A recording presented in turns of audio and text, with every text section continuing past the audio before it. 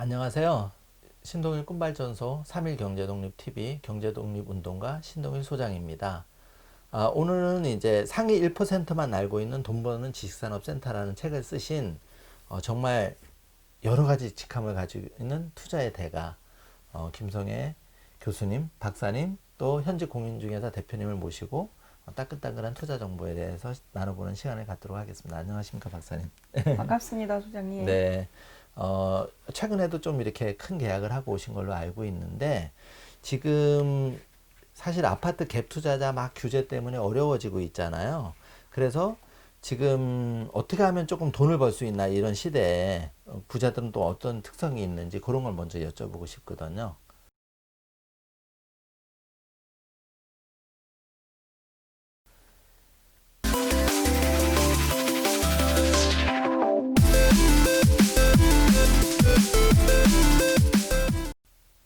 그러니까 이제 이런 일을 좀 해오셨으니까 약간 흙수저라도 이렇게 돈을 좀 감각 있게 어떤 식으로 번 그런 사례도 얘기해 주셔도 좋고요. 제가 아는 분이요. 음. 저와 비슷한 때에 뭐 집 뭐 한두 채 갖고 계시다가 네. 한 10년이 지났는데 집을 한 40채 넘게 갖고 계신 분이 네. 계세요. 예. 이제 뭐 지금 워낙 주택에 대해서 다주택자를 뭐 거의 뭐 범죄자에 가깝게 취급하다시피 하니까 네. 좀 정리를 하시겠지만 네. 그분이 이제 저하고 친하게 지내려고 많이 애를 썼는데 네. 너무 그분이 하는 거 돈만 너무 안다 싶어가지고 제가 조금 멀리 했었던 적이 있었어요. 근데 네. 보니까 아니더라고요. 네. 굉장히 정말 한 달에 운동화 한 켤레를 버릴 정도로 발품을 많이 팔아서 네. 다니시고, 그 다음에 무슨 부동산 이렇게 투자 모임 이런데 투자 카페라든가 투자 네. 스타디 하는 데 있으면 다 껴가지고 그걸 다 들어보시고 판단을 하시는 거예요. 그래서 장안에 내놓으라 하는 그때 투자 전문가들도 그분이 다 이렇게 판단을 하시더라고요. 아우, 저 친구는 너무 실력이. 소극적으로만 얘기해. 너 여기는 너무 무조건 투자 네. 질러 그렇게 얘기한다고 그렇게 얘기를 하고, 그 다음에 또 제가 놀라웠던 게 일반인이신데 어느 아파트 조금 약간 랜드마크식의 어떤 아파트 그러면은 그 아파트의 몇 년도쯤에 시세가 얼마였는지를 다 알고 계시더라고요. 그런 분이 계시고. 예. 그리고 이제 어느 지역의 분양권을 투자를 얘기를 하시길래 그걸 제가 이제 막 분양권 이제 분양받으려는 사람에게 얘기를 했어요. 그랬더니 그분이 그러는 거예요. 그 옆에 아파트는 얼마 전에 3천에 나왔는데 그거 3,500에 투자하라 그러면 그거 너무 비싼 거 아니냐. 분양권 너무 센 거 아니냐. 청약하는데 그렇게 얘기를 하길래 그분한테 그냥 그대로 전달을 했더니 뭐라 그러냐면 그 3천짜리는 그 옆에 교회가 있고 뭐가 있어서 그만한 가치밖에 안 되는 거고 얘는 3,500도 충분하다. 이렇게 얘기를 할 정도로, 그러니까 그 지역 정보도 다 알고 있는 거예요. 예. 그래서 이분이 그냥 허투루 이렇게 하는 게 아니었구나. 재밌었던 거는 그때 이제 개포동에 8차 아파트 있잖아요. 네. 주공 8차 그거 그때 청약하러 갈 때 제가 이제 모델하우스를 보러 가려고 그랬더니 그분이 전화를 드렸는데 안 받았어요. 그래서 이제 네. 거기 가다가 도중에 통화가 돼서 얘기를 했어요. 그래서 그때가 한 3시쯤이었나 4시쯤이었는데 통화가 됐는데 모델하우스 같이 가자고 전화했다고 그랬더니 지금 가면 못 본다. 그렇게 얘기를 하시는 거예요. 그래요? 네. 그 경상도 분이셨는데 그래서 네. 갔더니 아니나 다를까 네. 지금 오신 분들은 못 보십니다 하고 다 그냥 쫓아버리는 거예요. 네. 그 다음에 이제 사무실에 와서 보니까 문자가 있더라고요. 꼭 예. 보고 싶으면 기다리면 볼 수 있다. 그렇게 돼 있는데 네네. 그날 뉴스에 나오더라고요. 원래 6시면 마감하려고 했는데 8시까지 다 줄 선 사람 다 보여줬다고 나오더라고요. 그래서 네. 그런 모델하우스 노하우까지 다 알고 계시는데 정말 발품을 많이 팔고 계속 이렇게 다니면서 공부를 하시는데 이런 부동산 이런 공부보다도 시세 파악이라든가 그 아파트 실제 주변을 발품을 팔면서 정확한 지식을 네. 업데이트하는 그런 분들이 숨은 어떤 부동산 고수고 네. 돈을 버는 실제로 조용히 버는 분들이네요. 조용히 버는 분들이죠. 근데 그분이 어느 날 가니까 장시간 통화를 하는 거예요. 그래서 누구랑 네. 통화하셨어요? 그랬더니 예. 나처럼 투자가야. 그래서 몇 채 있어요? 그분은 그랬더니 10채 그러는 거예요. 그래서 아유, 한두 채도 아니고 10채. 예. 그래서 고객님보다 적네요. 그랬더니 하시는 말씀이 강남으로만 이분을 딱 그러셔서 완전 반전이네요. 네. 예. 그러면 이제 뭐 또 우리 시청자분은 그래 뭐 그렇게 있는 분들은 다르지 이렇게 또 약간 생각하실 수 있는데 사실 그분들도 어렵게 허리띠 졸라매서 종잣돈 모아서 100만 원, 1000만 원 이렇게 모아가지고 되신 분들이잖아요. 시작은 또 한 채 이렇게 시작한 분들.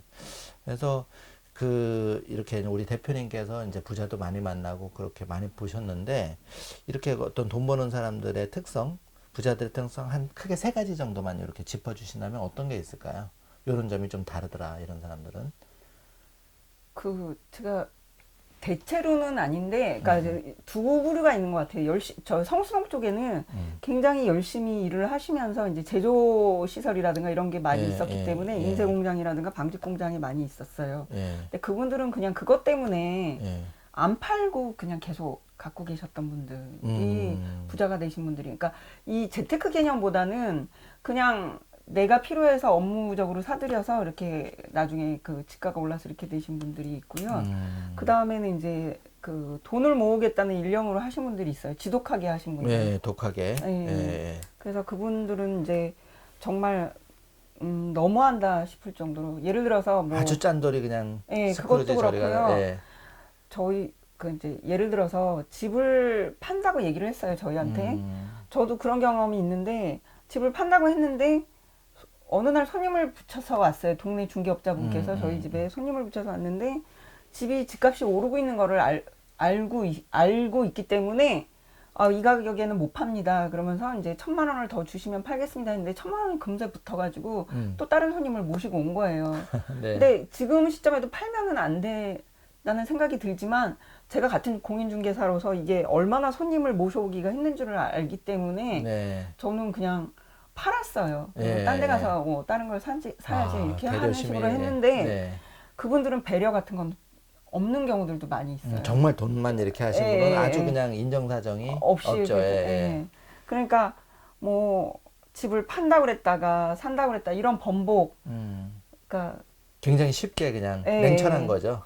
솔직히 말하면 어떻게 보면 좀 약간 뻔뻔한 그렇죠. 그런 정도로 해서 냉철함이 있지 않고 정이나 여기 안 끌리고. 네네, 그런 분들도 상당히 많은 부류가 보여요. 그러니까 그냥 돈 안 쫓아가면서 하시는 부류들이 있고 그냥 열심히 일하다 보니까 어느 날 돈이 모였다. 아까 이제 사장님처럼 성수동에서 터잡고 사장님처럼 그런 분이 계셨고 돈을 벌기 위해서 이렇게 집중하셨던. 그런 분들도 있고 그런데요. 그다음에 제가 이제 그거는 이제 부자들이 그렇게 두 파트로 딱 나뉘어져 있는 특성이 있고요. 근데 이제 제가 그 재미난 그 뭐랄까 부동산 공부하시는 분들이 알고 있으면 좋을 것 같은 것 중에 하나가 소장님도 지금 이렇게 책을 많이 소유를 하고 계신데 저도 책을 못 버리고 많이 갖고 있는데 그 옛날 부동산 투자서들을 많이 봐요. 아, 옛날 책을? 의외로요. 지금 최근에 업데이트된 게 아니라. 최근 것도 보지만 한 10년 전, 15년 전 것도 봐요. 그러면은 그 부동산 투자서마다 다 흐름이 있죠. 짚어주는 게 있단 말이에요. 이거 오른다? 예를 들어서 한 10년 전쯤에 10년 조금 더 됐을 때 그때 이제 전망에 대해서 두 가지 책이 나왔어요. 하나는 부동산 대폭락 시대가 온다와 같은 시점에 나온 거예요. 그다음 부동산 빅뱅 시대가 온다 하고 두 개가 있었어요. 그래서 그 책들을 옛날 책을 보면 이 사람 얘기는 다 맞았네, 틀렸네. 그리고 이 사람이 짚어준 지역 정말 됐구나, 안 됐구나. 근데 우리가 지금 서적을 읽었을 때는 과연 이 책에서 말하고 있는 게 옳은가 그른가를 모르는데 10년 전 책을 보면 이 사람이 이쪽에 포인트를 맞춰서 봤구나. 그러면 이 포인트는 지금도 먹히는 포인트니까 이걸로 이쪽으로 가야겠구나. 이 사람 이거 잘못 짚었었네 등등의 뭐 이런 것들. 그럼 반면교사가 되는 거고.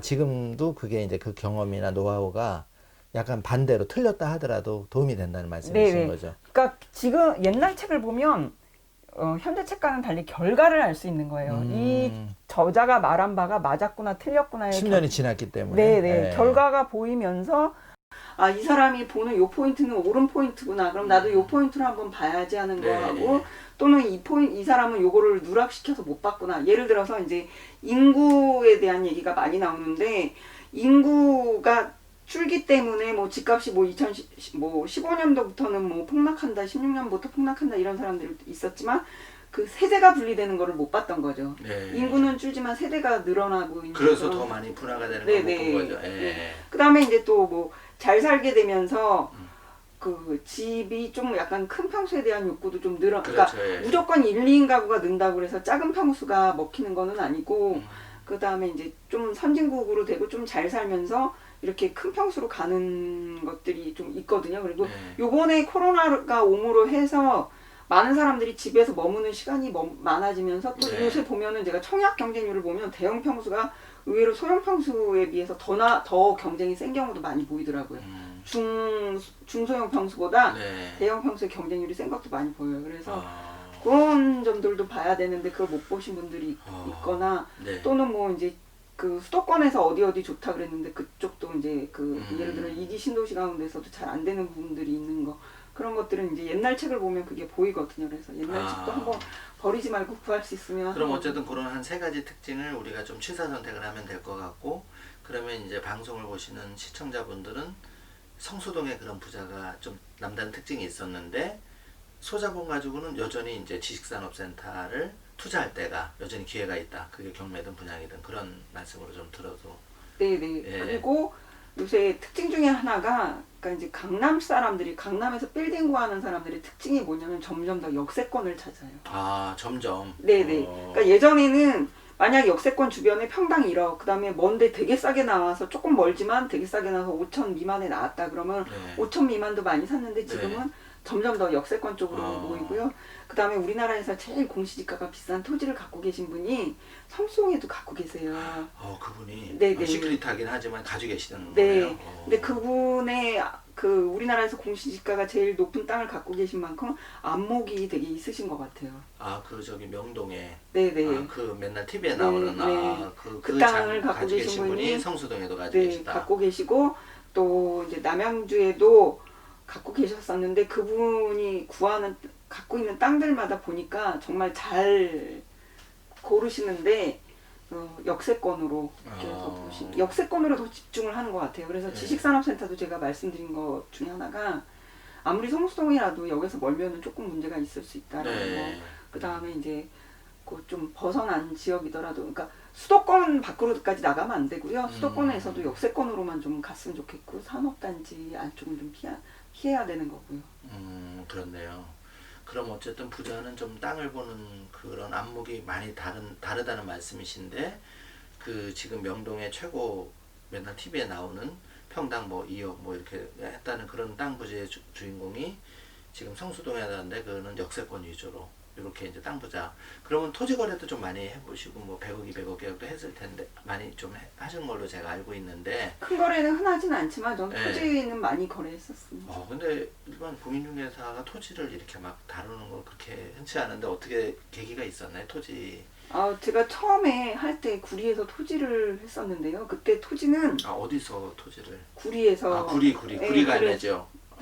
네, 구리 토평동 쪽에서 이제 토지를 했었는데 구리 토지는 그때 너무너무 어려웠었어요. 이게 토지를 구하는 게 그 이제 많은 사람들이 이래요. 토지의 문제가 뭐냐면 서울은 너무 비싸요. 그 다음에 요 주변 일산이라든가 구리라든가 하남 요런 쪽을 사면은 좋은데 이쪽은 전부 그린벨트예요. 그리고 제가 토지에 입문했을 때는 여기가 토지거래 허가구역이었어요. 정말 어려웠어요. 토지거래 허가를 받는 게. 그래서 아파트 하시는 분들은 아예 손님이 토지를 산다 그러면 아예 그냥 저희한테 토스를 시켜줬어요. 그냥 알아서 하시라고.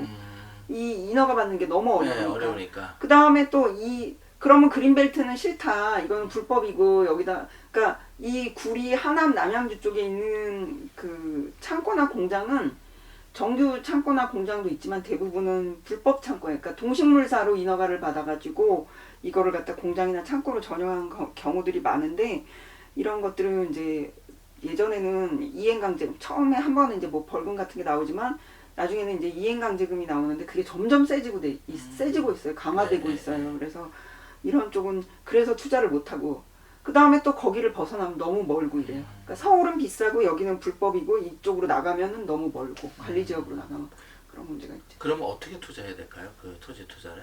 어렵긴 어려운데. 토지요? 예. 토지 투자는 개발 계획이 있는 쪽으로 가야 되겠죠. 물론 이제 저희 시청자분께서는 또 그런 또 자산가분도 계시거든요. 아, 그러면 이제 네. 하나의 팁을 드린다면은 어떤 대표님이 그러니까 이제 그 슈퍼리치들도 빌딩만 살 수는 없으니까 차별화된 걸 좀 찾고 있거든요. 아주 예외적이긴 하겠지만 그 상위 부자들 위해서 조금만 팁을 주신다면은 뭐 토지 투자에 대해서. 토지는 일단요. 토지를 투자하실 것 같으면은 토지로만 갖고 계시는 게 나아요. 아예 네, 심플하게. 그 개발해서 팔 생각은 안 하시는 게 좋아요. 예. 예전에 제가 이제 주로 전원주택을 했을 때 예. 어디를 많이 했었냐면 구리에 보면 예. 아치우리라든가 우미네라든가 박안서 선생님도 고 박안서 선생님도 사시던 지역도 있고 그랬는데 예. 그쪽이 그러니까 이 전원주택이 되게 좋아가지고 많이들 들어오셨는데 정말 장안에 내놓으라 하시는 분들이 많이 갖고 계셨는데 파실 때 왜 파세요라고 물어보면 뭐 때문에 파냐면요 다 난방비 때문에 파시는 분들이 많았어요. 춥고 이제 거기가 예. 도시가스가 안 들어왔었어요. 안 들어오니까 기름 보일러 떼야 되고. 네, 기름 보일러 떼야 되는데 그때가 이제 2005년도에 어땠냐면요. 30평 집이면은 기름값이 30만 원이 들어갔어요. 네. 60평 집이면 한 달에 기름값이 60만 원이 들어갔어요. 네. 그래서 양평이나 가평 뭐 이런데 큰 집을 지어갖고 있는 사람들한테 그 얘기를 물어보면 도시가스가 안 들어오는 걸 생각을 못하고 지었는데 기름값 되게 많이 들어가요.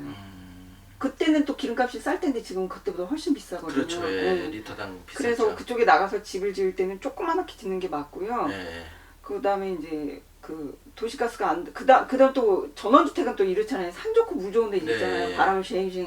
예. 우리 옛날에 아파트도 갓집은 안 샀는데 네. 갓집은 안 사고 그랬는데 지금이야 뭐 다 이제 한 층에 4세대밖에 못 지니까 다 갓집이지만 그때는 그냥 전원주택은 다 뭐 경치 좋고 이런 데 홀로 서 있다 보니까 사람들이 난방비가 많이 들어서 팔고 나오는 경우가 많이 있었어요. 그래서 분양하시는 분한테 타운하우스 분양하시는 분한테 그걸 물어봤더니 그게 용인 쪽이었거든요. 용인 고기리에서 분양을 하시는 분한테 여기도 도시가스가 안 들어오냐니까 도시가스가 안 들어온대요. 그래서 네.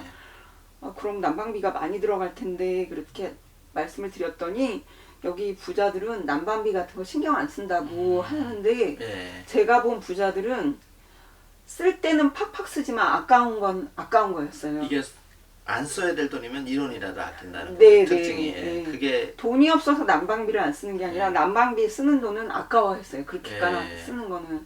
그래서 팔고 나오시거나 더 이상 유지를 안 하시고 그런 경우들을 많이 봤기 때문에 혹시 토지 투자를 하신다면 그냥 토지로 갖고 있다가 이렇게 하는 게 순수한 토지로 투자를 해라. 그 다음에 이제 토지 투자의 대박을 제가 많이 봤었던 것 중에 하나는 통행량이 많아지는 부분에서는 도로를 넓혀요. 예. 근데 도로를 넓히는데 어떤 분이 이제 몇몇 분들이 이제 맹지를 사신 거예요. 네네. 근데 거기 구리 쪽에는 이제 통행량이 점점 늘면서 예. 도로를 넓혀야 된다라는 그게 워커힐 지나서 구리 경찰서 쪽으로 들어가는 그쪽에 넓혀야 된다는 필요성이 많이 대두가 됐는데 저쪽은 산이니까 이쪽을 넓힌 거예요. 그래서 맹지를 사신 분이 도로가 넓혀지면서 수용을 받아서 보상을 많이 받게 돼.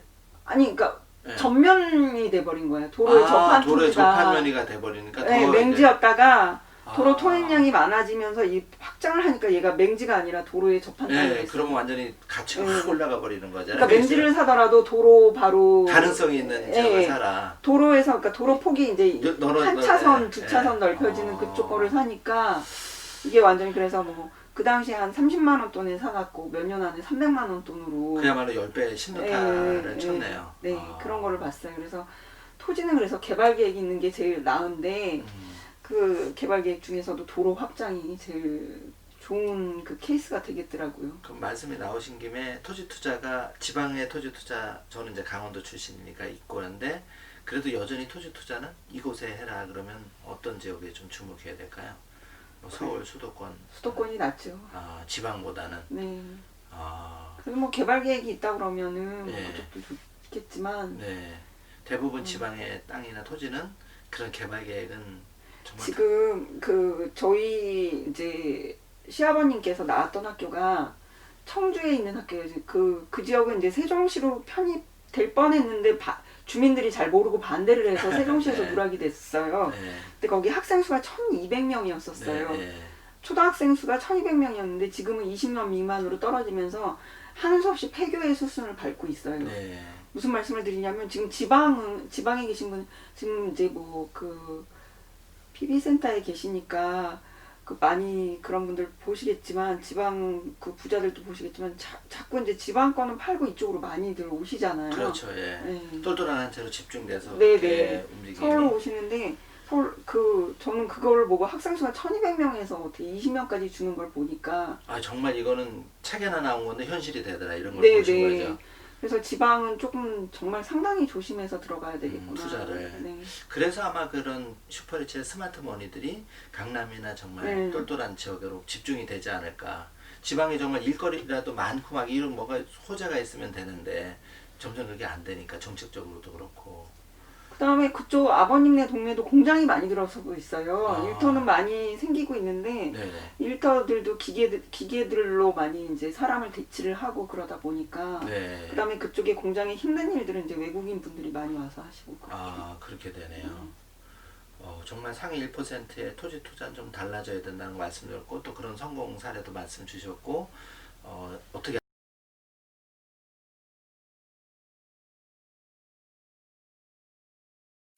공무원이나 은행원 이런 쪽에 계신 분들, 그다음에 또 우리 대학교 교수님들도 잘 투자를 좀 소극적으로 하시는 편입니다. 예. 아까 요 얘기하다가 이제 넘어갔는데 네. 제가 어떻게 이제 예. 그 투자의 네. 패턴을 바꿔왔는가 거기에 대해서 이제 얘기하다가 말았는데 네. 그 이제 남편이 이제 대기업에서 있다가 이제 이제 대기업에서 이제 너 다음번 사장이다라는 말까지도 듣고 그랬는데 이제 남편이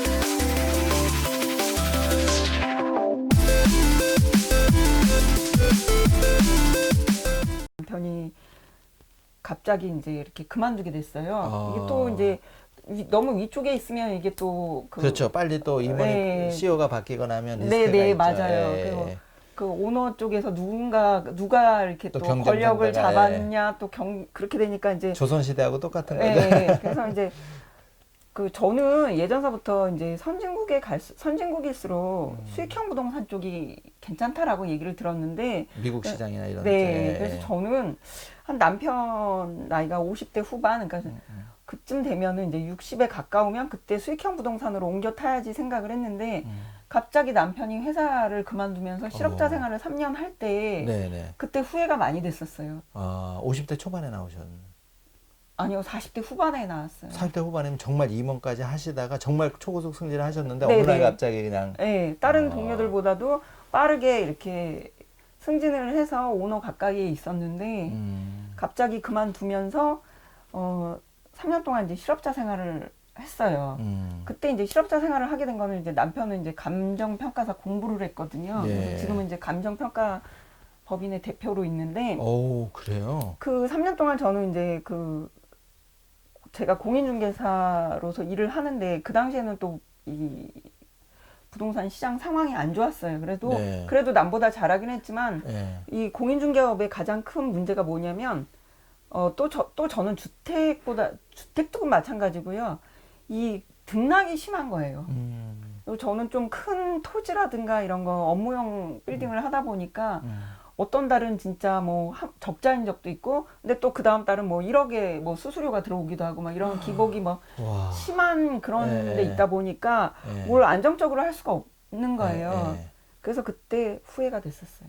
그러니까 이런 재개발, 재건축 같이 이렇게 가격이 이렇게 급등하는 것들은 평상시에 이렇게 수익이 안 생기잖아요. 예. 근데 진작에 수익형 부동산을 만들어 놨었으면 좀 이런 때 많이 도움이 됐겠구나라는 생각이 들더라고요. 그 말씀은 수익형 부동산은 꾸준하게 이제 네, 인컴이 꾸준하게, 들어오는 거고 네. 한 방에 또 들어오는 게 있고 이제 그런 어떤 차이점.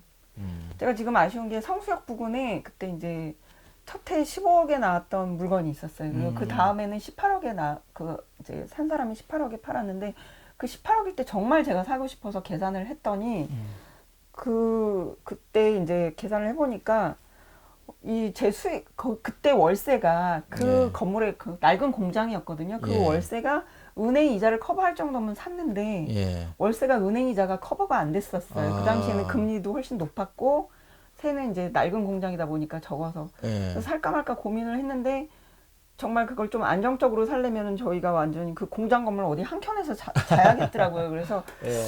제가 항상 새 아파트에만 살아와가지고 그게 네. 불가능하고 그다음에 남편이 만약에 안정된 직장에 계속 있었으면 네. 그걸 샀는데 안 샀어요. 근데 그게 음. 한 지금 한 8년 지나오니까 그게 지금 한 100억 정도 그런 게 됐더라고요. 아니 그러면 그게 18억짜리가 100억이 된 100억 정도에도 팔 수 있을 어. 정도의 부동산이 됐어요, 지금. 평수가 한 몇 평 정도? 60평 조금 넘었어요. 아. 62평 정도 되는 거예요. 성수동이면 그렇게 가능하겠네요. 지금 많이 개발이 됐고 막 카페 거리 뭐 많이 어마어마하잖아요. 그 공장 상태에서는 아니지만 건물을 새로 네. 지었으면 그 정도 받을 수 있는 정도의 성수역에서 1분 거리에 있는 그런 건물이었는데 그때도 이제 그 안정적인 수입만 있었으면 충분히 샀을 텐데 예. 그때 이제 그 불규칙적인 그 불안정한 제 네. 그 인컴과 그다음에 이제 그때 남편은 이제 쉬고 있던 참이어서 그래서 이제 수익형 부동산에 대해서 전 남들보다 빨리 이제 관심을 갖게 됐었어요. 아, 그런 계기가 또 책을 쓰게 된 계기가 된 거고 녹아 있는 거네요. 네. 그러면 그 이후에 교수님이 투자자로서 조금 한번 이렇게 대박을 쳤거나 중박이라도 그런 또 사례가 네, 책에도 있지만 처음에 네. 이제 그 지식산업센터 하다가 경매가 나온 게 있었어요. 그래서 네네. 이제 경매를 이제 남편을 보내서 받아라 이렇게 얘기했는데 일단은 남편도 그 머리가 굉장히 좋은 사람임에도 불구하고 남편은 투자를 전부 제가 하고자 하는 투자를 다 막았어요. 하지 마라. 네, 네. 네. 근데 이것도 근데 이거는 이제 돈이 조금밖에 안 든다 그래서 가서 투자를 했는데 네. 그 당시에 이제 2013년인가 14년도에 네. 그 지식산업센터 경매에 들어갔는데 보니까 단독 입찰이었더라고요. 그냥 응찰만 하면 되는 거였는데. 네, 그래서 제가 가서 한 10만 원만 더 써 이렇게 했는데 이제 100만 원을 더 쓰고 왔더라고요. 그래서 네. 조금 아쉬웠지만 네. 지금 그거는 뭐 가격은 2배 정도 오르고 근데 원래 이런 수익형 부동산은 가격 상승 갭이 큰 게 아니거든요. 근데 네. 그 동안에 월세는 한 200 정도씩 200 이상씩 꼬박꼬박 나왔고 이제 이자는 저희가 그거에 뭐 그 당시에는 한 말씀드렸다시피 80% 정도 대출을 받았기 때문에 네. 이자가 이제 80만 원씩 나갔었어요. 예. 그러니까 꼬박꼬박 이제 120, 130, 140으로 이렇게 그 수익을 늘려오면서도 가격은 2배 정도 가까이 이렇게 올랐죠. 그러니까 한 3억 4천에 샀는데 뭐 한 지금은 그 이상 6억 훨씬 이상 가는 걸로 보여요. 그럼 약간 그런 경험을 통해서 우리 이제 그 3.1경제독립 TV 시청자분들이 굉장히 부동산에 관심이 많거든요. 약간은 내가 종잣돈이 3천만 원밖에 없다. 그러면 조금 어떤 조언을 해줄 수 있을까요? 3천만 원밖에 없으면 지식산업센터 분양권 분양받으면 돼요. 지금도 네. 분양을 받아라. 네. 근데 아무데나 분양받으면 안 되고요. 네네. 산업단지 안에는 하면 안 되고요. 산업단지 안에는 임대가 불법이에요. 네. 산업단지 바깥쪽을 보셔야 돼요. 그러니까 개별 입주로 돼 있는데. 그러니까 음. 지식산업센터가 또 아까 말씀드린 오피스텔하고 또 그 아파트하고 차이점 가운데 가장 큰 거는 아파트하고 오피스텔은 주거지역 쪽에 주로 들어서요. 근데 얘는 중공업지, 그러니까 원래 아파트 지역에도 주거지역에도 얘를 세울 수 있지만 네. 받을 수 있는 용적률 뭐 이런 것 때문에 주로 중공업지 쪽에 공업지 쪽에 많이 들어서거든요. 네. 그러다 보니까 서울에서는 공업지가 지금 몇 군데 없어요. 네. 중공업지가 이 서울 동쪽에서는 그 여기 성수동밖에 없고요. 성동구에서도 성수동밖에 없고요. 네. 그다음에 이제 그거 외에는 택지개발지구에 들어서요. 저랑 같이 논문 작업을 했던 친구가 LH에 있어서 그런지 그때 이제 내가 지식산업센터 얘기를 많이 해줬는데 그러고 나니까 LH에서 우연인지 택지개발지구에 역 부근은 워낙 분양이 잘 되니까 공동주택 부지로 비싸게 팔고 네. 여기서 좀 먼 데는 잘 안 팔리는데 그렇죠. 이거는 전부 지상부지로 팔더라고요. 네네. 네. 그래서 제가 택지개발지구 그 지상부지는 좀 조심스럽게 접근하라고 했는데 이 개별 입지의 지식산업센터는 거의 10년 동안은 분양이 끝나면 다 피가 붙어 왔어요. 그러면 정리하면 이제 정말 인생 이렇게 돌아봤을 때 18억을 100억으로 튀길 수 있는 기회는 놓쳤지만 그 이후에 조금 더 이제 과감하게 했던 게 뭐 3억이 6억이 되고 이런 어떤 중간 이상의 투자 성과 네. 또 내면서 또 남편의 실직 이런 걸 했을 때는 여전히 부동산은 잘만 조금 이렇게 하면 매력이 충분하다.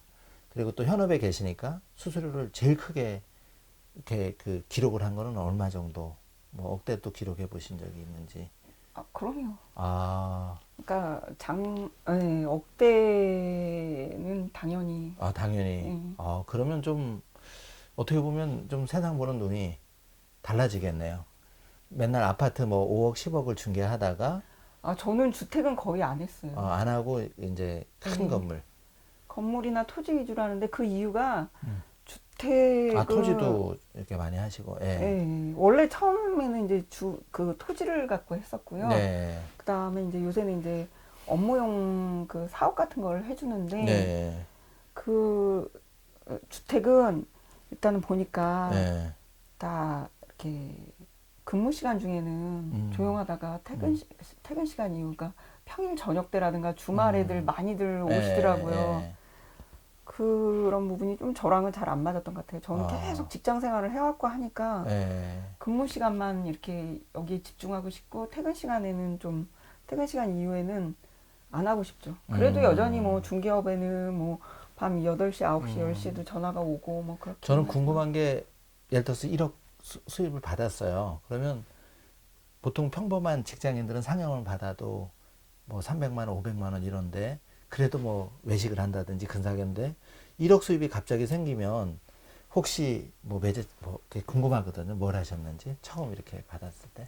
애한테 조금 증여해주고요. 아. 남편더러 투자하라고 좀 주고요. 어. 그랬던 것 같네요. 저도 외제차를 사준 게 아니라 투자하라고. 저희 애 아빠가 남편이 예. 조금 투자에 대해서는 소극적이고 막는 편이에요. 네. 지산만큼은 본인이 해서 이제 예. 그 이제 감이 있는데 감이 있는데 나머지는 좀 조금 보수적으로 생각하신다. 네, 네. 그래도 그렇게 해서 중요해주고 한 것들이 또 시드머니가 돼서 이렇게 잘하는 모습을 보면 되게 뿌듯할 것 같습니다. 지식산업센터를 그거 이제 경매 후에 그 하나 더 사고 그다음에 또 세 번째 거 사려고 했을 때도 애 아빠가 무슨 계란을 한 바구니에 담느냐. 포트폴리오 좀 분산해야 된다. 네, 그렇게 얘기를 해서 놓친 네. 것들이 있는데 네. 지금 생각하면 정말 아쉽습니다. 아쉽게 많은 거죠. 한 2배 네. 가까이 된 것도 있고. 그 뭐. 책에 나온 것 중에는 뭐 거의 400% 넘는 수익을 올린 것도 있거든요. 아니 주식도 아니고 부동산에서. 왜냐면 어. 그 레버리지 효과를 감안하면 예를 네. 들어서 그 이제 3억 5,500에 사준 게 있는데 걔가 대출이 3억이 나왔는데 예. 그러면 그 어쨌든 400배 수익을 올린. 보증금이 2천이 들어왔어요. 예. 그러니까 뭐 투자금은 몇 천이었는데 예. 지금 그거는 팔려고 하면 이 책을 쓸 때는 뭐 5억 4천 정도 간다 그랬는데 지금 한 6억에도 팔 수 있겠더라고요. 와. 그러니까 뭐 들어간 돈 몇 천에다가 6억이니까 뭐 예. 엄청난 수익을. 그러면 2, 3천 넣어서 6억을 만들었다는 얘기죠. 네, 그렇습니다. 그리고 그 사이에 예. 월세는 120만 원씩 꼬박꼬박 받아. 약간 좀 구체적으로 얘기하시면 어떤 그 투자였죠? 그러니까 그냥 뭐 특정은 얘기 안 해도 되시니까. 지식산업센터. 지식산업센터를 보증금.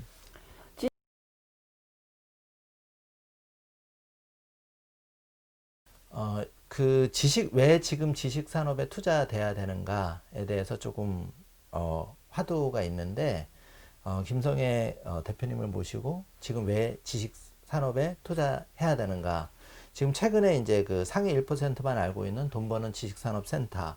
사실 저도 되게 생소한데 이게 부동산 투기 규제 시대의 마지막 투조차라고 말씀을 하셨거든요. 대표님 왜 그 지식산업센터에 지금 투자를 해야 된다.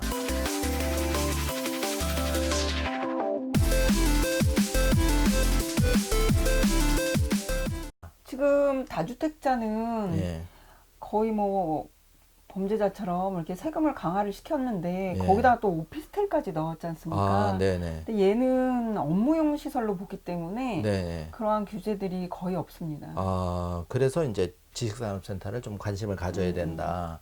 그러면은 이제 그 대출 규제가 없고 또 소액으로 투자가 네. 되는데 소액은 어느 정도까지 좀 투자가 가능하신지? 뭐 적을 때는 뭐 2, 3천도 가능하죠. 그렇게 해서도 투자가 가능하다. 2, 3천으로도. 분양권을 살 때 네. 지식산업센터는 지금까지 다 100% 무이자 융자였어요. 예. 그러니까 계약금만 만약에 이제 3억짜리, 4억짜리를 산다 그러면 네.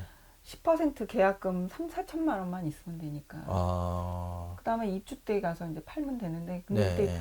분양권 살 때는 주의해야 될 게 있어요. 이게 아, 그 분양 허가를 받기 위해서는 이제 분양 자격에 대해서 노는 그 분양 자격, 분양받을 사람들의 그 자격에 대해서도 이분들이 시행사에서 그 인허가를 받는데 거기 반드시 나오는 게 뭐냐면 적정한 사업자여야 돼요. 네. 지식산업센터는 아무나 들어갈 수 있는 게 아니고요.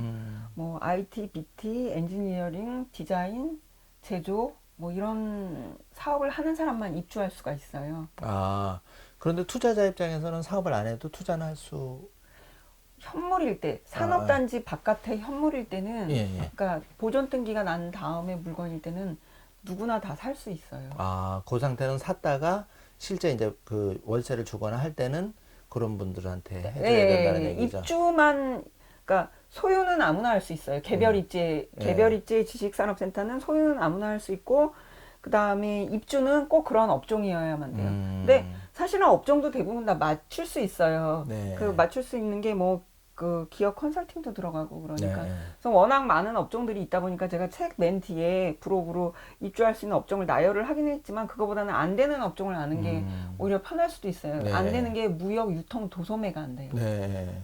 아, 그리고 이제 공인중개사, 세무사, 법무사 뭐 이런 분들도 안 되는데 이런 분들 가운데는 요새 기업 경영 컨설팅으로 해서 입주하시는 분도 있고요. 네. 근데 만약에 이제 이분들이 실수요로 해서 입주를 했잖아요. 네. 했을 때 잘 모르는 공인중개사 분들은 사업자 등록증에 제조 집어넣으면 된다, 기업 컨설팅 집어넣으면 된다, 경영 컨설팅 집어넣으면 된다 이렇게 말씀하시지만 그렇게 갖고는 안 되고요.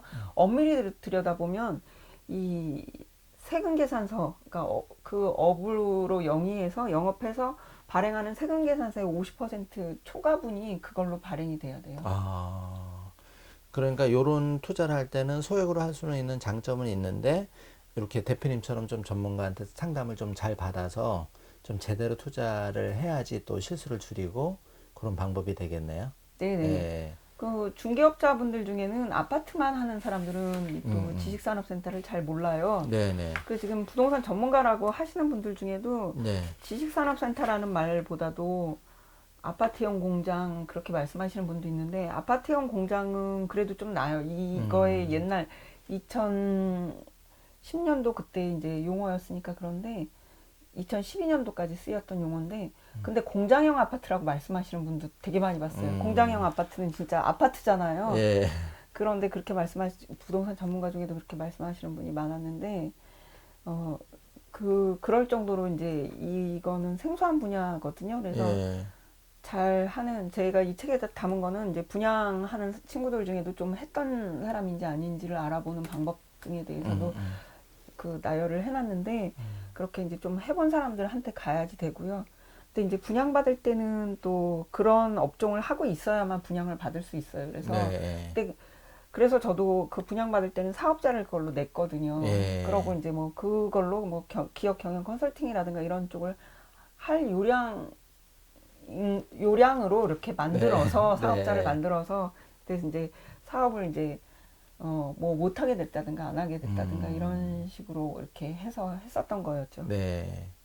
그러면은 이제 구체적으로 내가 뭐 종잣돈이 5천만 원 있다, 1억 있다 그러면 최근에 이제 뭐 동학개미다 해서 부동산 저기 주식 투자도 많이 하는데 사실 주식 투자가 이렇게 변동성이 심하다 보니까 부동산 아파트를 막 선호했고 근데 최근에 아파트가 갭 투자 규제나 이런 것 때문에 이제 여러 가지 투자가 어려움이 있다 보니까 그러면 우리 이제 3일 경제 독립 TV를 보시는 분 중에는 종잣돈이 3천, 5천, 1억이 있는 분이 계신데 예를 들어서 1억을 기준으로 지금 투자를 한다면 월세 수입이라든지 좀 이런 시세 차익은 어느 정도 될까요? 지식산업센터를 한다면 성수동 기준으로 만약에 말씀을 해주신다면 성수동에는 지금 이 책이 좋은 네. 시점에 나왔다고 할 것 같으면은 네. 이제 주택에 대한 규제가 들어갔을 때 나와서 더 좋고요. 이렇게 반사적으로 예, 돋보이는 예. 거고 안 좋은 시점이라고 할 것 같으면 물건이 없어요.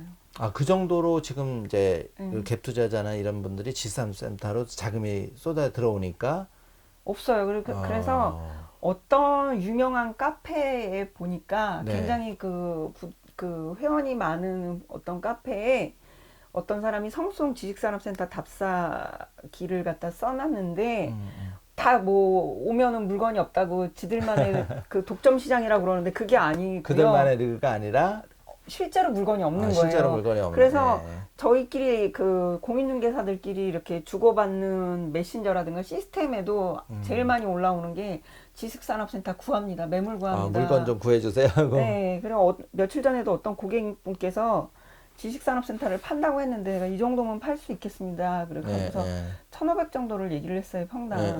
그런데 그거를 첫 번째 사람이 보자마자 사버렸어요. 아예 그거를, 네. 네, 그래서 조금 더 가격을 높여드렸어야 되는 게 아닌가 약간 이제 좀 후회가 좀 들어왔었죠. 그래서 그분한테는 다음번에는 지식산업센터 이제 다른 거를 나오면 무조건 먼저 사드리는 걸로 말씀을 드렸어요. 근데 그게 제가 그분이 파는 거에 대해서 그렇게 반대를 안 했던 게 그분이 그 층에서 제일 안 좋은 호실, 그 조망이라든가 그런 거가 안 좋은 호실을 갖고 계셔서 다른 거는 좋은 거 하나 사드린 게 있었기 때문에 그냥 파셔도 좋겠다고 했는데 첫 번째 사람이 무조건 사고 살 때도 뭐 그 가계약금이라고 많이 얘기하는데 이렇게 번복을 못하게 꽤 많은 돈을 넣었더라고요.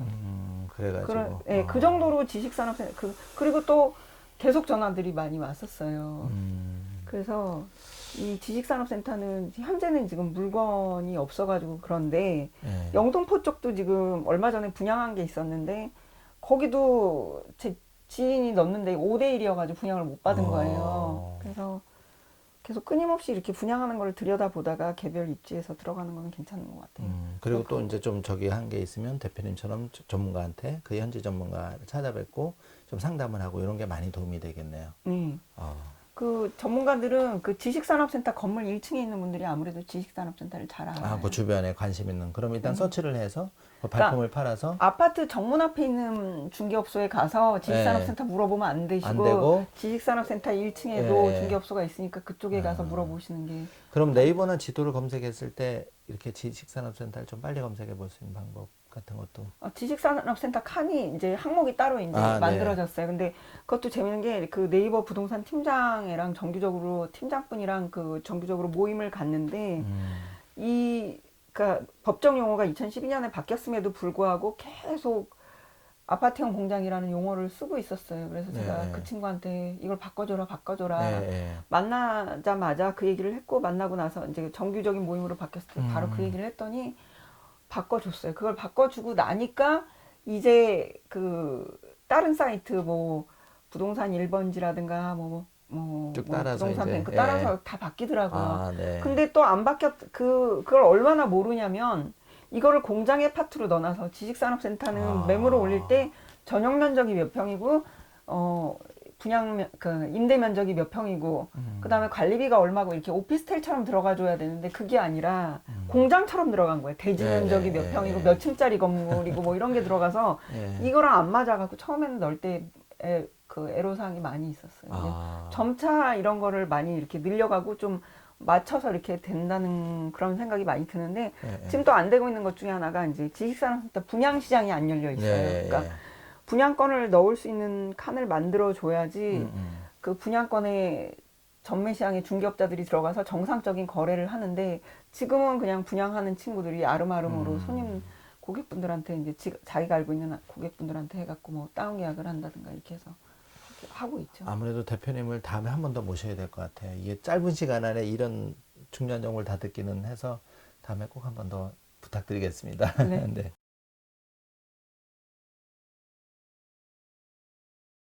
산업센터 투자에 대해서 정말 아주 재미있는 시간을 가지고 있는데 사실 대표님 걸어온 길이 되게 궁금해요. 그래서 꿈발전소는 이제 3.1경제독립TV가 우리가 3.1절 나라는 되찾았지만 저도 이제 자산 현업에 있으면서 너무 부익부빈이 심화돼서 뭐 사실은 가난한 나라도 못 구한다고 하지만 미력하지만 저도 좀 일조를 해보자 그런 취지에서 이제 3.1경제독립TV가 나온 거고 우리가 3.1이 이제 그런 나라를 되찾은 날 여기서 3.1경제독립TV는 우리가 개개인이 다 경제독립을 쟁취하는 그런 출발의 원전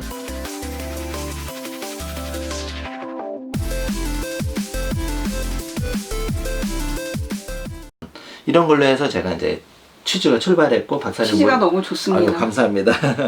그래서 이제 이거는 그 꿈발전소에서 마일 라이프북이라고 우리 정말 대표님까지 그 부동산이면 부동산 분야에서 최고가 되신 분들을 저희가 이 3일 경제독립 TV에 모시고 그분들의 걸어온 삶을 이제 그 벤치마킹 하는 게 마이라이프 인터뷰거든요. 그래서 이건 일단 선물로 드리고요. 감사합니다. 네, 네. 맞습니다. 일단 대표님 꿈이 이제 인생 후반전이 있는데 그 꿈이 혹시 뭔지 좀 궁금하거든요. 백수요. 아, 백수. 아, 너무 많이 벌으셔서 이제는 은퇴를 하셨나? 아니요. 제가 그 대학교 1학년 때부터 여태까지 네. 쭉 일을 해왔어요. 아, 한 번도 쉬지 않으시고? 한 번도 안 쉬고요. 어, 제가 쉰 거는 공인중개사 시험 공부하는 3개월 외에는 안 쉬었던 거예요. 오히려 그때가 집중해서 공부를 했죠? 네, 그게 신 때고 그 외에는 다달이 돈을 뭐 이렇게 수입이 없었던 적이 없을 정도로 네. 계속 일을 계속 해와가지고 이제는 좀 쉬고 싶고 그렇고 그 다음에 이제 스타일이 오늘도 이거 인터뷰하는데 제가 이렇게 자꾸 뭐 시간 변동을 시켜서 죄송한데 제가 이렇게 뭔가 틈이 생기면 성격이 제가 보니까 자꾸 채워넣더라고요. 시간을 알뜰하게 보내고 싶고. 네, 그래서 너무 바쁘고 그러다 보니까 이 책 낼 무렵에는 제가 정말 이러다 과로사 하겠다 이런 생각이 들었는데 아니나 다를까 운전하면서도 좀 왠지 불안불안한 생각이 들었는데 약간의 접촉사고가 났었어요. 기둥하고 인사를 했거든요. 그래서 다행입니다. 기둥이 네. 났습니다만. 그래서 이제 그 좀 쉬고 싶다는 생각이 많이 들고요. 그 다음에 이제 이제 쉬는 데는 그러니까 그런 시간적인 자유를 좀 누렸으면 이제 경제적인 자유보다는 저는 이제 시간적인 자유가 늘 없었는데 그거를 좀 누렸으면 인생은 한 번밖에 없는데 돈이 내가 1,000억이나 1조가 있다 한들 뭐 이건 회장님 보더라도 우리가 정말 그 건강하게 여유 있게 좀 그런 삶을 좀 꿈꾸신다 이 말씀이시네요. 네.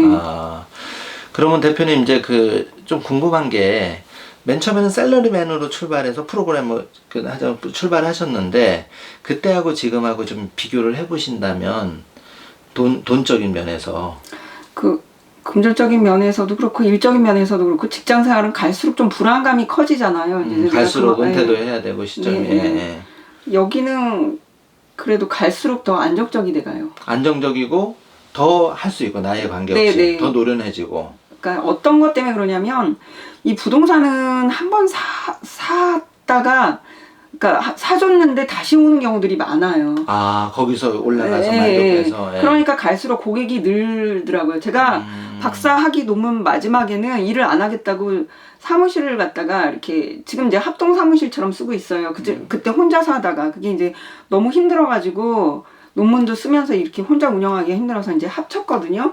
근데 저희 사무실이 없어졌잖아요. 그때 저는 이제 업무가 끝일 줄 알았어요. 네. 근데 공부를 하는데 계속 전화가 오는 거예요. 네.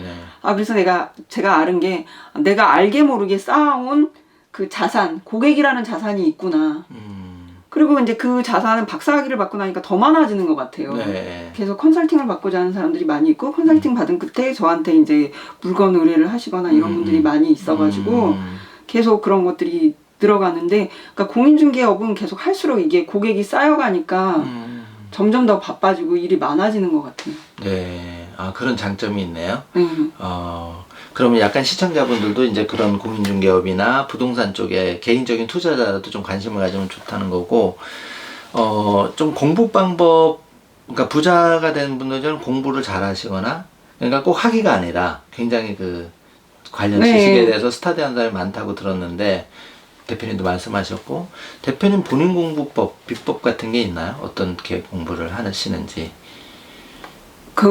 요새는 이제 저도 네. 아까 말씀드렸다시피 이북을 그 책을 오프라인 책으로 보는 것보다는 이제 점점 이제 이북으로 옮겨서 그래서 이북을 통해서 이제 차 안에서 그거를 많이 그냥 운전하면서도 운전하면서 들어요.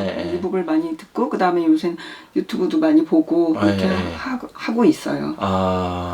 그리고 이제 제가 이렇게 이제 나름대로 이렇게 지금까지 잘 살아올 수 있게 된 가장 큰 원동력이 뭐냐면 소장님 어떻게 운동하시는 거 있으세요? 저는 이제 집사람하고 이렇게 개천을 한 5, 6km 산보를 합니다. 산보요? 네.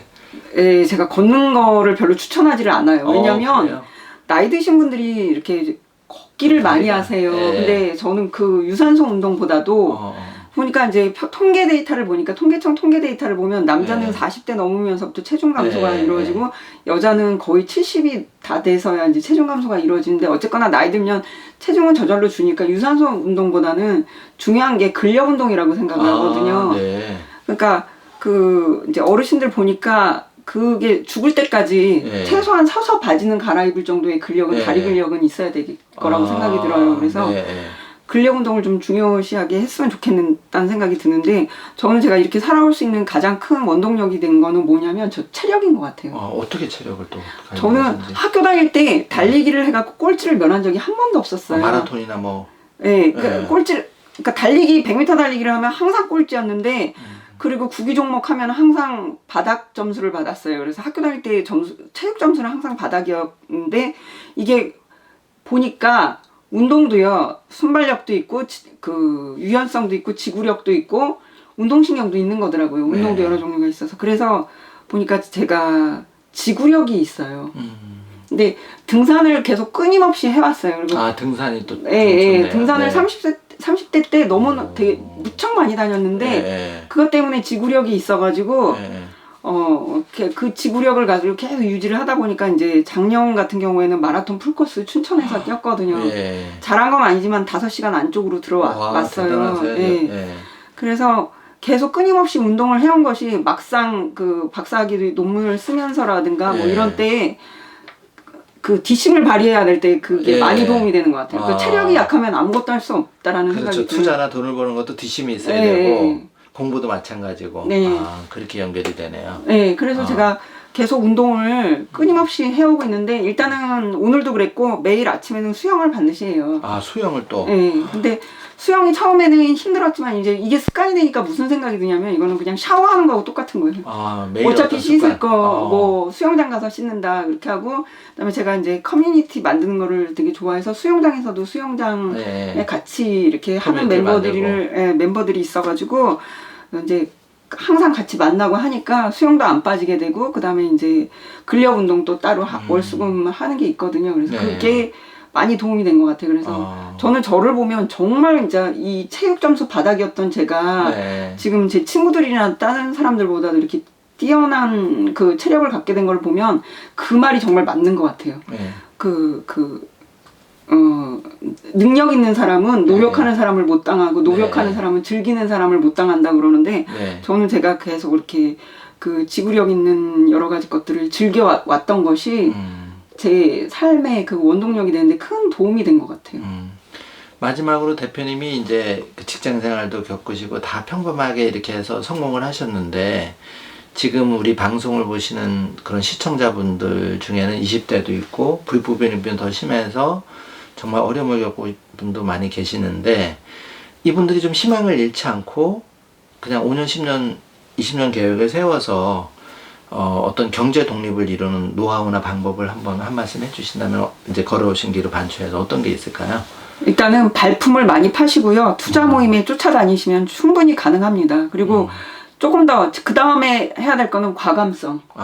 그냥 소신이 들면, 소신도 안 드는데 그러면 안 되고요. 소신껏 하는데 딱 한 가지 원칙만 있으면 될 것 같아요. 성공하는 데는. 그러니까 투자로서 좋다 하는 데를 하지 말고요. 내가 괜찮은 데를 하면 돼요. 내가 마음이? 네, 그러니까 예를 들어 집을 살 때도 나는 여기서 살 생각이 없는데 투자처로서 괜찮다는 말을 듣고 투자하면 망할 수 있어요. 망하는 경우를 많이 봤어요. 그러니까 지식산업센터도 그러니까 예를 들어 제가 소장님한테 지식산업센터 하나를 추천을 해요. 근데 소장님께서 내가 나중에 사무실 여기다 내고 싶다. 그런 뭐 안 되면 내가 쓰지 뭐 임대 안 되면 내가 쓰지. 이런 데면 남들도 좋아하는데요. 좋아하는 장소인데 그렇지 않으면 좀 리스크가 그러니까 있을 수 있다. 투자 목적으로 하면서 그럼 나중에 여기 들어와서 뭐 임대 안 되면 나중에 들어오세요. 그러면 나는 여기 우리 집에서 멀어서 안 돼요. 뭐 해서 안 돼요. 그러면 남들도 그렇게 생각할 확률이 되게 높아요. 그래서 젊은 분들이 가실 때는 여차하면 내가 이거 이용할 수 있다. 내가 여기 살 수 있다. 뭐 이런 데로 투자하시면 크게 오류나는 건 없어요. 대표님은 그 주식 투자도 좀 하나요? 부동산하고 주식 전체 자산에서 밸런스를 맞춘다면 주식 투자는 남편이 주로 하는데 그닥 성과가 좋은 것 같진 않고요. 저는 최근에 주식 투자 그러니까 돈이 많이 풀려서 저희 네. 별로 사실 필요하지는 않았는데 네. 뭐 대출해준다고 소상공인이 그래서 대출을 네. 받아가지고 통장에 그냥 한 달 넣어놓고 있다가 네. 그게 이제 뭐 그 소액으로 이제 한 5천 정도 들어왔더라고요. 그래서 네. 이제 주식에다 넣어봤는데 국내 오늘 주식하고 해외 주식인데 아니 일단 국내 주식만 아, 넣어봤는데 네. 깜짝 놀랐어요. 오늘 보고서. 수익률이 그냥 갑자기 막 네, 두 자릿수가 네, 되고 네. 수익률이 상당히 좋더라고요. 우리 대표님이 뭔가 이렇게 돈이 붙는 타임을 갖고 근데 주식은 제가 들여다볼 새가 없었고요. 네. 그 주식을 여태까지 이렇게 쭉 봐보니까 네. 저같이 바쁜 사람은 주식 투자할 새가 없는데 이걸 샀다 팔았다 하면 안 되고 우리가 그냥 들어볼 수 없는 게 나중에 2배 돼 있고 막 이런 거. 네, 제가 맨 첫 투자가 네. 그 IMF 때 삼성전자 주식을 와 너무 좋은 타이밍에. 네, 그때 4만 원에 샀었어요. 네. 삼성전자 주식을. 네. 근데 한두 달 뒤에 한 달쯤 뒤에 보니까 그게 3만 얼마로 떨어져 있더라고요. 3만 7천 원이요. 그래서 네. 잘 모를 때 첫 투자해서 아니 이거 첫 투자는 이런 거를 이렇게 추천해 주셨냐고 네. 증권회사 직원분한테 막 뭐라고 말씀을 드렸었거든요. 그때 네. 제가 그때 한 4천만 원어치 들어갔었으니까 네. 지금 그거를 갖고 있었으면 뭐 100억 넘. 네, 그냥 뭐 김기사 여행 뭐 이래도 될 상황이었을. 지금도 김 기사는 충분히 부르고 막 이렇게 하는데 이제. 그래서 네. 주식을 요번에도 몇 번 보니까 막 좀 좀 붙었네 팔까 했는데 그때 뭐 여러 그걸 봐서 그냥 뭐 여유 있는 대로는 그냥 팔지 말고 한번 있어보자 그랬더니 더 오히려 돈이 붙는다. 네, 계속 꽤 늘어난 것 같아요. 그 자녀 교육은 어떻게 그냥 방임형입니까? 아니면 조금 앞길을 좀 잡아주고 뭐 예를 들어서 제가 네. 계속 직장 생활을 했고 그 다음에 퇴근 시간이 거의 뭐 항상 12시 막 이래가지고 애를 제가 거의 못 키우고 친정에서 주말만 데리고 왔었어요. 그리고 7살 그러니까 초등학교 입학 전까지는 친정에서 자랐고 애가 그 다음에 이제 조기 유학 한 1년 6개월 정도 갔다 왔고 그래가지고 애한테는 미안함이 많죠. 근데 미안함이 많으나 나는 내가 뭐 일하느라 그런 거지 뭐 노느라 그런 게 아니었다고 해서 그 방송 같은 데서 일하는 엄마들이 애한테 너무 미안해하는 그런 얘기 들으면은 조금 이제 화가 나고 그랬었는데 지금 근데 그래서 뭐가 있냐면 애하고 사이가 매우 좋아요. 오히려 엄마들이 애하고 너무 가까우면 사이가 굉장히 나쁜 경우들도 많은데 오히려 그냥 일 때문에 열심히 했더니 더 사이가 좋아졌다. 애하고 별로 만나지를 못했더니 집에서 만날 때도 어떤 땐 그런 적도 있었어요. 아들 오랜만이다. 뭐 2박 3일 만이네 뭐 그렇게 했더니 애하고 사이는 좋고요. 애는 이제 그 대학에 지금은 유학을 가 있는데 얘의 적성에 맞는 그러니까 그 애가 이제 파일럿이 되고 싶어 했어요. 파일럿이 되게끔 제가 이제 추천했어요. 얘 적성 때문에. 예. 그랬는데 그 자기 적성에 맞는 걸 찾으니까 열심히 하더라고요. 한국에서 다른 거 할 때보다 그럼 거기가 실제 조종사가 되셔서 지금 이제 대학교 3학년이고요. 네, 유학이 좋다고 추천하는 건 아닌데 우리나라에서 조종사가 되려면 내신이 1등급, 2등급 아니면 못 들어가요. 조종. 근데 외국은 이제 약간 좀 외국은 내신이 뭐 4, 5등급이어도 들어가고 심지어 뭐 7, 8등급에도 들어갈 수 있는 학교들도 있더라고요. 네. 그 이제 우리 애는 내신이 1, 2등급은 아니었거든요. 그래서 미국에 들어갔는데 또 자기 적성에 맞으니까 굉장히 열심히 하고 한국에서는 제가 옆에 있으면서 공부해라 할 때도 뭐 성적이 뭐 C도 많이 났고 그랬는데 거기 가서는 거의 A 받고 막 그렇게 하더라고요. 오히려 더 동기부여가 돼서 예. 앞으로 우리 대표님 정말 이제 주식하고 갭 투자를 너무 그동안 막 시중에 많이 나왔는데 정말 저도 생소한 사실 투자인데 오늘 말씀을 듣고 보니까 정말 이게 책이 정말 잘 팔릴 수밖에 없겠습니다. 그래서 다음에 다시 한번 모시고 이 좀 실천 스킬에 대해서 좀 더 구체적으로 한번 들어보는 시간 가지도록 하겠습니다. 하여튼 그때 꼭 나와 주실 거죠, 대표님? 오늘 불러주십시오. 소중한 시간 내주셔서 감사합니다.